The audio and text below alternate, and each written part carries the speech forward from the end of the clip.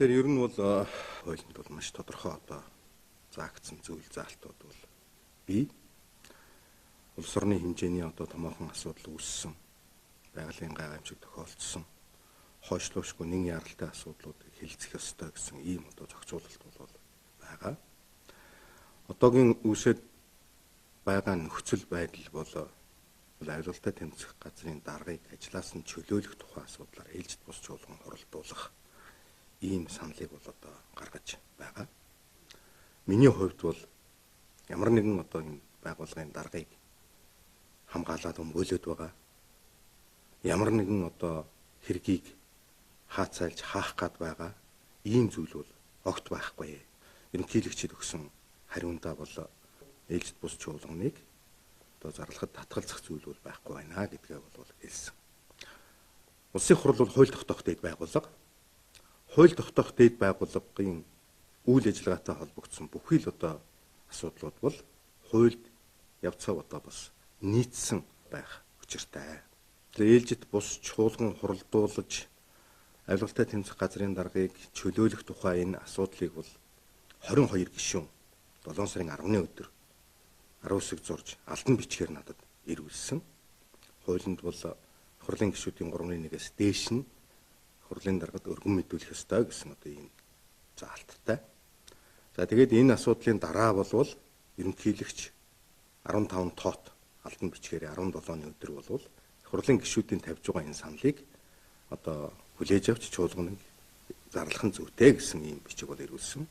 7 сарын 18-ны өдөр мөн 7 сарын 30-ны өдөр бол Улсын хурлын даргын зөвлөлд хуралдсан. Энэ албан тушаалтныг ажлаас нь чөлөөлөх тухай энэ асуудал маань бол авилгалын эсрэг хуулинд заагдсанаар бол нэгдүгürt өөрөө өргөдлөө өгсөн.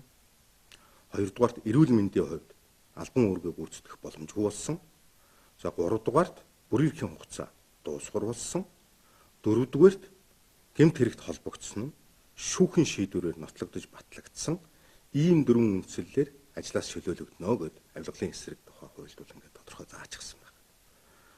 Тэр ч битгий хэл дээрх дөрвөн үндслэлээс бусад тохиолдолд авилгалтай тэмцэх газрын дарга дэд даргыг ажлаас нь чөлөөлөхийг хориглоно гэд ингээд заачсан байна.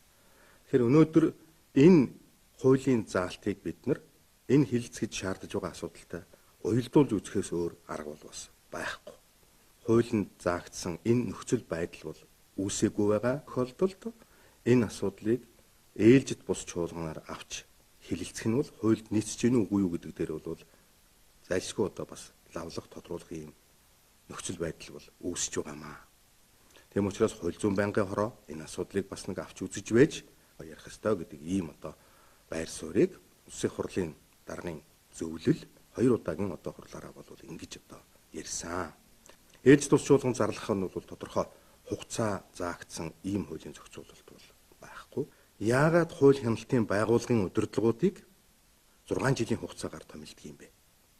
Энэ бол улс төрөөс хараат бус байж доктортой ажиллах, гадны ямар нэгэн нөлөөллгүйгээр үйл ажиллагаагаа явуулах ийм нөхцөл бололцоог нь бүрдүүлэх үндсэл дээрээс бол энэ байгууллагуудын удирдлагыг 6 жилээр ингэж томилдог. Тийм учраас энэ нэг байгууллагын асуудал биш. Магадгүй хуульд үл нийцсэн байдлаар улсын хурал шийдвэр гаргавал цаашдаа олон байгууллагуудын үйл ажиллагаатай холбогдолтой. Тэгээд энэ хууль хяналтын байгууллагын доктортой үйл ажиллагааг хангаж чадахгүй болох ийм нөхцөл байдал руу бол бас орж болцсохгүй юм аа. Тийм учраас бол би хууль зүйд нийцсэн тохиолдолд бол ээлжид бус чуулганыг зарлахад ямар ч татгалзах зүйл бол надад байхгүй байна. Намрын улирал эхэлж байна. Үлийн бэлтгэл ажил хийгдэх шаардлагатай болж байна. Найр наадан бас өндөрлөж байна. Бид бол аливаа нэгэн асуудал улс төрчихгүйгээр улс орны бас энэ эдийн засгийн хөгжлийн асуудал, энэ намрын ургац хураалт, энэ үер усны асуудал, үлийн бэлтгэл асуудал, эдгээр асуудлуудаа бол ихээхэн бас анхаарал тавьж ингэж ажиллах ийм цаг үе байгаа.